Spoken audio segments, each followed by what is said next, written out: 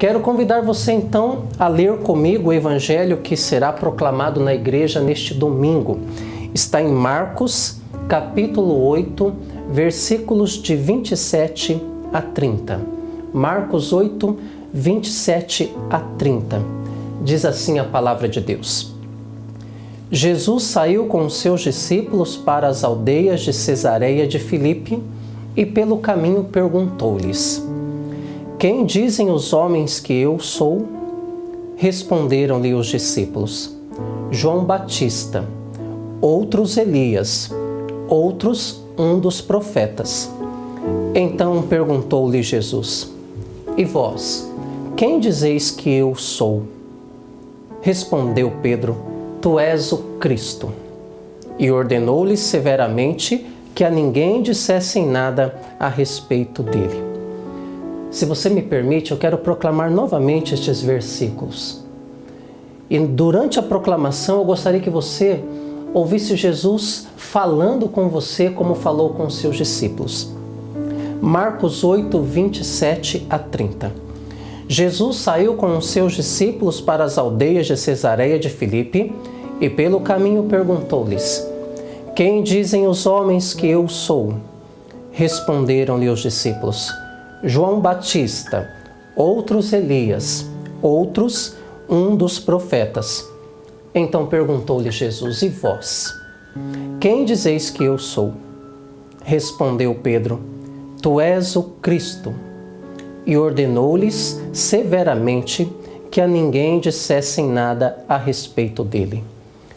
Palavra da salvação, glória a vós, Senhor. Meu querido, minha querida, um texto da palavra bastante conhecido. O padre até meditou já esse texto com vocês, mas eu quero ler este evangelho porque é o evangelho deste domingo na nossa igreja. Jesus aponta aqui nesse texto que existem duas formas de nós conhecermos as coisas e as pessoas. Uma delas é pelo que os outros dizem. A segunda é entrando em contato com a realidade, com a coisa, com a pessoa. Isso a gente verifica no nosso dia a dia. Quantas vezes a gente já ouviu falar de determinadas coisas e quando a gente teve a experiência com aquela coisa, a nossa visão mudou, não é verdade? Por exemplo, em relação a uma comida. Talvez você já ouviu muita gente falar que a Dona Maria cozinha muito bem. Mas uma coisa é você ouvir falar, outra coisa é quando você tem a oportunidade de ir na casa da Dona Maria e experimentar a comida que ela faz. Não muda? Muda. Uma coisa é aquilo que os outros dizem, uma coisa é a minha experiência com determinada coisa, pessoa. Talvez você já se decepcionou ou mudou de ideia a respeito de pessoas. Quanta gente a gente não gosta só porque os outros dizem que aquela pessoa é assim, assim, assim. E aí um dia a gente encontra aquela pessoa, começa a se relacionar com aquela pessoa e a gente vê que aquela pessoa é muito agradável, bacana, gente boa. Deixa eu dar um testemunho aqui a meu favor, me desculpa. Quanta gente vem se confessar e diz assim: Nossa, padre, eu estava morrendo de medo de vir confessar com o senhor, porque me disseram que o senhor é bravo, que o senhor é duro na confissão, e agora, que beleza, estou saindo daqui com a alma lavada, que orientação que o senhor me deu. Uma coisa é o Padre João Paulo a partir daquilo que os outros dizem, outra coisa é o Padre João Paulo a partir do seu relacionamento comigo, entende? O que dizem do Padre João Paulo é uma coisa, a sua experiência com o Padre João Paulo é outra coisa. Jesus quer nos ensinar isso, que para conhecermos as coisas, as pessoas, as situações, nós podemos usar de dois meios. Aquilo que os outros dizem e aquilo que eu digo. Deixa eu dizer, espiritualmente a coisa funciona do mesmo jeito. Nós podemos conhecer a Jesus por aquilo que os outros dizem, ou nós podemos formular a nossa resposta pessoal. Interessantíssimo. Jesus perguntou para os seus discípulos: Quem dizem os outros que eu sou? E os discípulos deram a seguinte resposta: Olha, estão dizendo por aí que o Senhor ou é João Batista, ou é Elias, ou é um dos profetas. Presta atenção, estavam dizendo coisas boas a respeito de Jesus. que Jesus era ou João Batista, ou Elias, ou um dos profetas. Respostas boas, mas todas erradas. Boas, mas erradas, porque Jesus não era João Batista, Jesus não era Elias, Jesus não era um dos profetas. Se aproxime um pouquinho mais para o Padre dizer. Tem muita gente por aí dizendo muita coisa sobre Jesus, mas muita coisa errada. Desculpa a clareza do que eu vou dizer. Tem muita igreja aí falando muita coisa boa sobre Jesus, mas errada. Quer ver uma delas? Que se você aceitar Jesus Cristo na sua vida, você vai ter só vitória. Mentira! Uma coisa boa, agradável aos seus ouvidos, não é? Dizer que se você aceitar o Evangelho, se você se converter, se você se batizar naquela igreja, você vai ter vitória, vitória e vitória. Que você está sofrendo, que você está doente, porque você não aceitou Jesus na sua vida ainda. Quando você escuta que se você mudar de igreja, se você se batizar nas águas, se você aceitar Jesus como seu Senhor e Salvador, tudo vai ser melhor na sua vida, é uma coisa boa. Estão falando coisas boas, mas erradas. Erradas. Mas padre, como o senhor diz isso? Eu não. Jesus disse, no mundo vocês terão aflições. Jesus disse, quem quer me seguir, tome a sua cruz. Coisas boas, como o povo dizia a respeito de Jesus, mas erradas. E convenhamos, porque estão ensinando coisas erradas a respeito de Jesus, todo mundo fica trocando de igreja toda hora. Vai lá naquela igreja, se você vir para a minha igreja, se você for batizado, se você aceitar Jesus, você vai crescer, você vai prosperar. Decepção. Decepção. Falaram coisas boas de Jesus, mas erradas. Aí a pessoa troca de igreja. Uma coisa é o que os outros dizem. Uma coisa é a minha resposta particular. Quem é Jesus para você? Quem é Jesus para você? Um chavão popular diz assim, que a gente só é capaz de amar aquilo que a gente conhece. Eu sei que você sabia desse ditado. Coloque em prática. Como é que eu vou responder a esta pergunta, quem é Jesus? Se eu não tenho relacionamento com Ele? Quer ver uma outra mentira que ensinam a respeito de Jesus? Que Jesus está castigando você por causa dos seus pecados. Como assim? Se Jesus veio ao mundo não para condenar o mundo, mas para salvar o mundo. Entenda o que eu estou querendo dizer? Você está de que lado? Dos que conhecem a Jesus por aquilo que os outros dizem?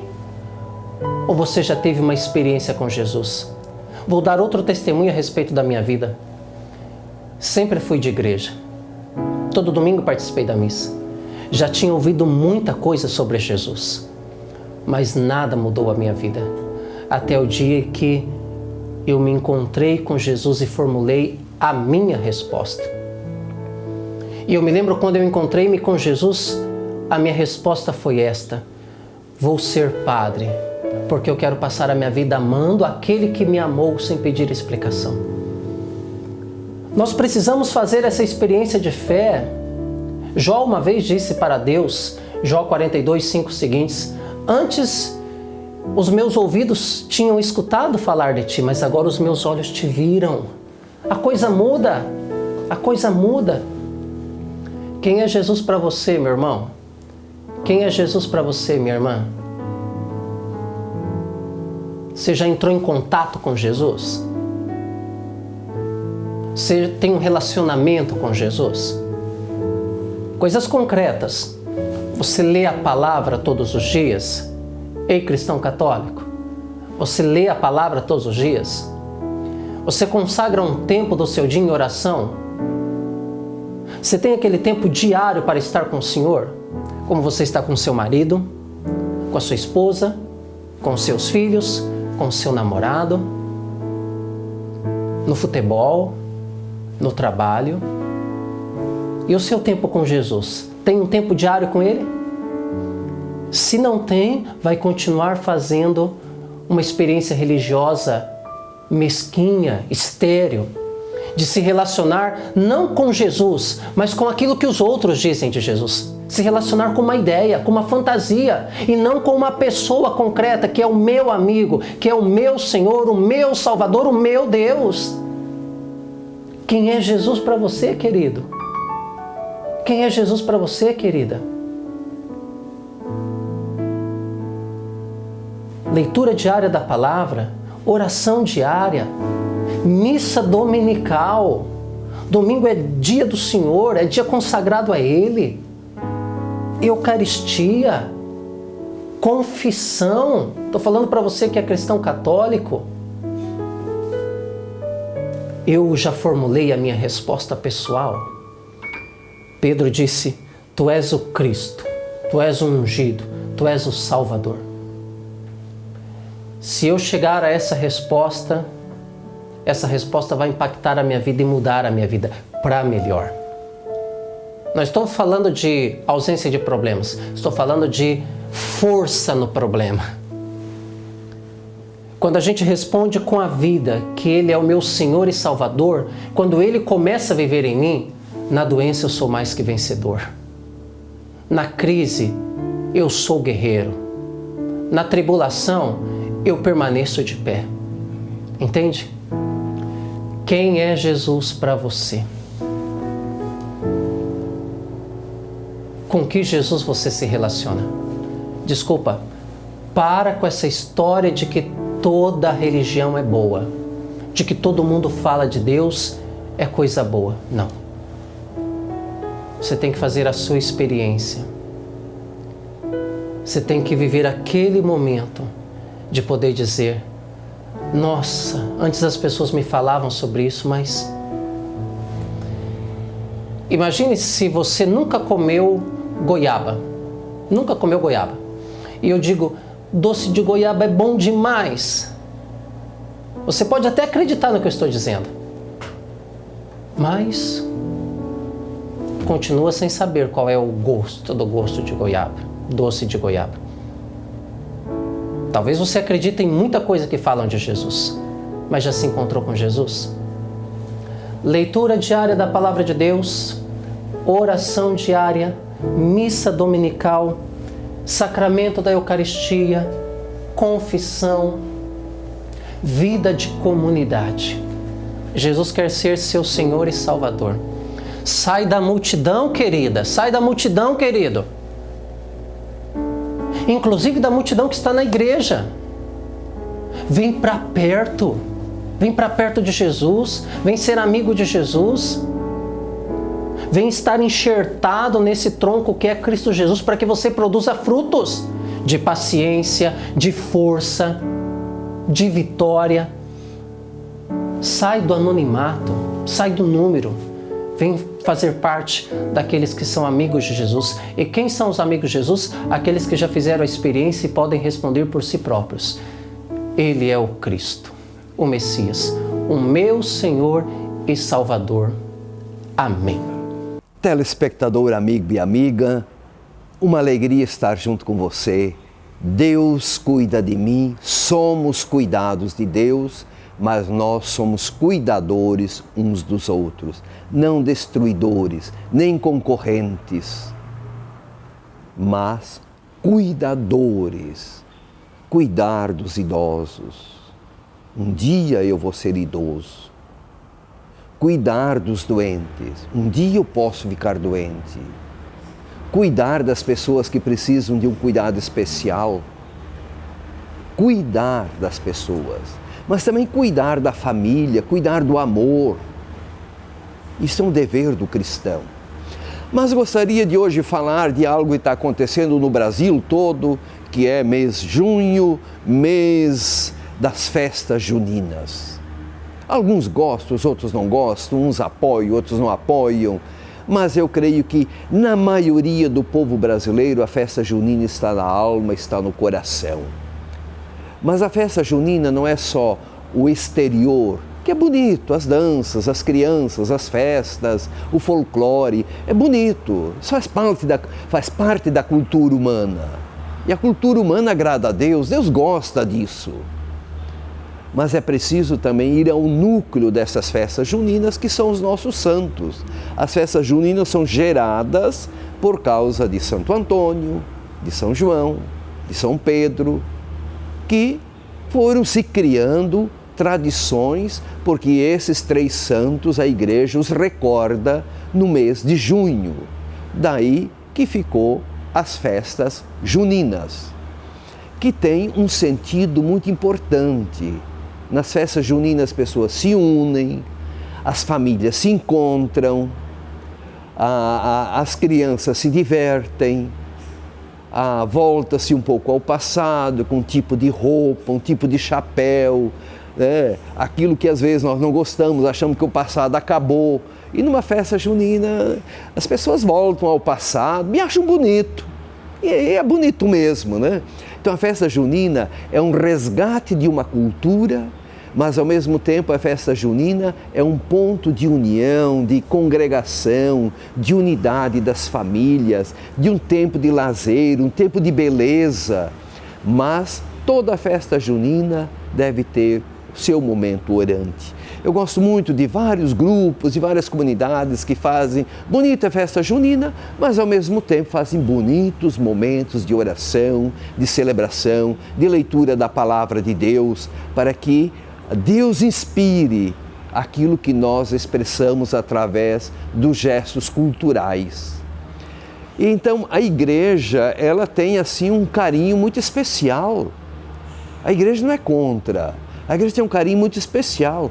A Igreja quer orientar que essas festas aconteçam na ética, nos valores, que não sejam explorativas e que sejam respeitosas, que também não haja uma depreciação do pobre, do caboclo, do índio, não haja uma depreciação, porque às vezes se usa da festa para depreciar. Não, a cultura não é depreciar. A cultura é encarnar-se num tempo, numa história. Então, se eu quero representar um pobre com um chapéu rasgado, uma calça rasgada, sei lá, não é para deprimir o outro, é para resgatar um tempo de cultura. Eu falo para você, eu usei calça rasgada, não porque era moda, porque era pobre. Eu usei chapéu rasgado, não porque era moda, por causa da pobreza. Eu usei chinelos arrebentados, não porque era moda, mas pela pobreza. Então, esse resgate, ele é bonito. Resgatar a história, a cultura, e isto faz parte das nossas festas juninas. Mas saúde aos doentes, alegria aos tristes e esperança aos desanimados, com a bênção do Pai, do Filho, do Espírito Santo. Amém. Cuidas de mim, sei que tu cuidas de mim, Senhor.